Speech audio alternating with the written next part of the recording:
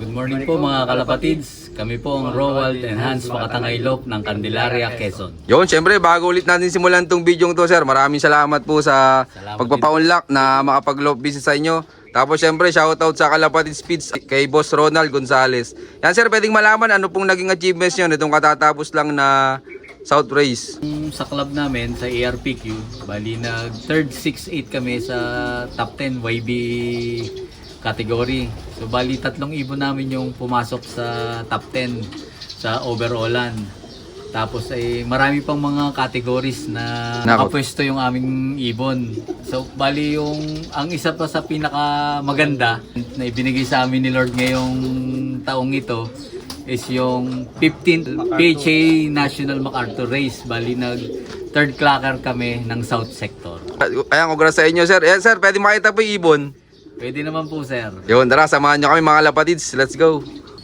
So bali ito nga pala yung ano namin, yung third clacker namin ng South Sector sa PHA MacArthur National Race. Ito mga Kalapatids, oh. Gandang ibon. Anong bloodline nito sir? Bali, ang bloodline nito is Babkini at saka Goke. Kamusta naman yan sir nung nilalaro nyo simula nung first lap derby? Bali, ang kwento nito, nung nilalaban namin sa club, so talagang ano, hindi mo talaga siya makikitaan ng ganda ng hipo. Talagang ano siya, kutsilyo. Talagang kapang-kapa mo talaga yung buto na ano. Tapos, hindi mo talaga siya i-expect na magkaklak mula first lap. Nung derby na, talagang ano siya, lipad ganda lang siya. Tapos ay ano, kagandahan lang sa kanya kahit siya ay kutsilyo, talagang kahit pitsuhin siya, pitsyong-pitso siya. Kumbaga parang talo pa niya yung mga ano, yung mga kasamahan niya dito na mga solid ang katawan, na apple body talaga na ano.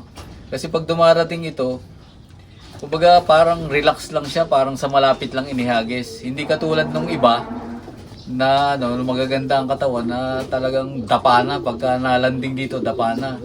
Tapos isa pa sa napansin namin sa ibong ito, ano siya, mabilis siyang mag-recover. Pag nakainom siya ng electrolyte, talagang ano agad siya.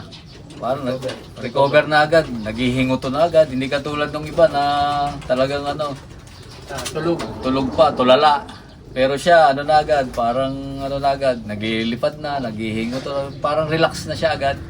Tapos, ang isa pang observation namin sa kanya, bali, ang laging tinutuka lang nito, mani. Tapos, pag naubos na yung mani, tutuka na lang siya ng ilan. Mga small seed, sa flower, tutuka lang ng ilan. Tapos, aayaw na, lilipad na dun sa pugadan. Tapos, ano, para sa amin, sa gabi, pinatutuka ko pa din sa gabi. Para tumutuka naman siya. Para extra kung saan yung magkapat siya. kaya lang, kahit anong tuka niya, hindi talaga nagbabago yung katawan niya. Talagang kutsilyo pa rin. Tapos, yung ginawa naming preparation sa kanya, kasi ito, palibasa nga, dito sa loop nung South, nung derby sa club ay ano, kumbaga lahat nung ano, may mga pares siya, wala. So nung maluwag na yung ano, ulungan, sinimulan na namin siyang i-motivate nung malapit ng ano, siguro 3 days before loading ng MacArthur. Binigyan na namin siya ng kapares para motivation. Tapos yun, ang pansin namin sa kanya, nung binigyan namin, parang naging ano siya, siga. So, kahit babae siya, nang hahabol siya, pag yung nagpapatuka, hinahabol niya yung mga kasamahan niyang ibon. Parang pilit, ayaw niyang patukain dun dito sa loob. So ganun siya, yun nung nagkaroon siya ng asawa, parang nagka-teritoryo na siya, parang ano na, pinaglalaban niya na yung buong kulungan. Parang ayaw niyang may ibang lalapit dun sa kanya. Tapos nung loading na namin sa club, sa MacArthur, kasi yung club namin Sabado nagpa-loading para sa lahat na may mga ikakarga sa PHA. Nung iniload namin ito nung Sabado nung gabi, dinala namin dun sa club sa Pagbilao kay Boss Kalahari Cortez. tatlo kasi itong iniload namin ng MacArthur. So yung una, apple body. Kak, nung ibinigay namin dun sa ano, nakatawa yung tauhan ni Boss Kalahari. Sabi, ganda daw ng katawan nung una. Tapos ito, padalwa dun sa iniabot ko. Dun sa tauhan ni Boss Kalahari. Nung nahipo ito, sabi, tumawa na yung sabi, boss, parang ano to ah. Sabi, kakaiba kasi nga talagang kutsilyong-kutsilyo siya. Kutsilyong-kutsilyo. Kumbaga parang hindi lang masabi sa amin na parang hindi uuwi boss tong katawan nito ah. Yun yung ano, parang hindi niya lang masabi sa amin. Pero sa biyaya ni Lord at sa pagpapala ni Lord, kung sino pa yung mga imposibleng makauwi, siya pa yung nakauwi. At yung mga ano, sila pa yung wala. Yung magaganda ang katawan, sila pa yung wala. Ayan, congrats sa inyo, sir. Di gaano kayo kasaya, sir, nung dumating yan, nung galing MacArthur? Hindi ko maipaliwanag yung saya. Yung saya, yung tuwa, talagang ano, priceless talaga. Priceless. Doon sa mga hindi nakakaalam nga pala, bali, nagsimula kami noong taong 2007, 2008. Nasa Korea ako noon that time.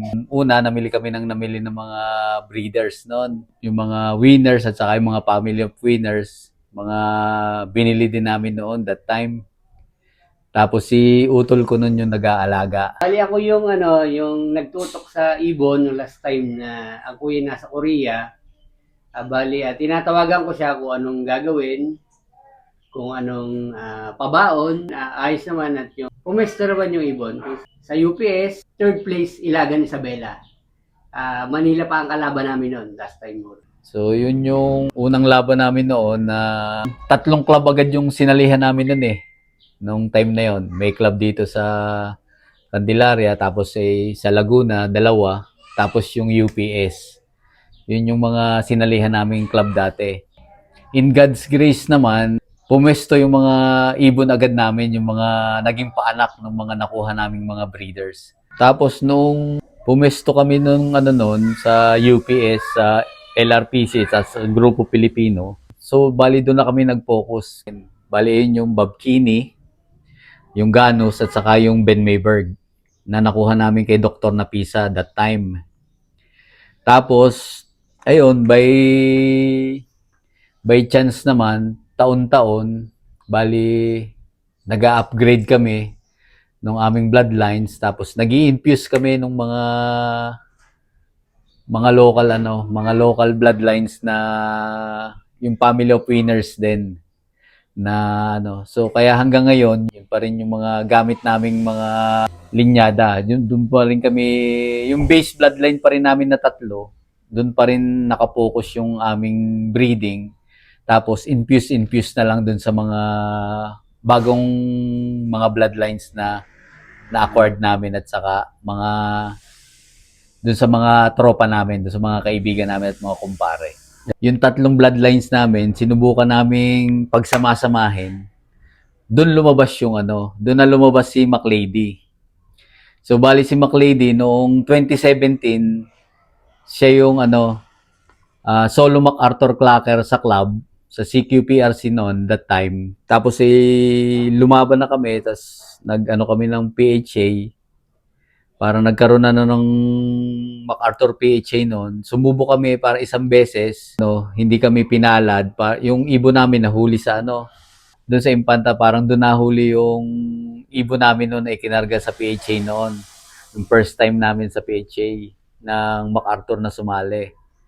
Tapos after noon, halos yung tas pandemic na, tapos yung hindi natutuloy na yung race. Tapos ngayon, natuloy na ulit. So bali yun, sinuwerte naman kami. Kumbaga sa blessing ni Lord, nakakapagpa third clacker kami ng South Sector sa 15th PHA National Race.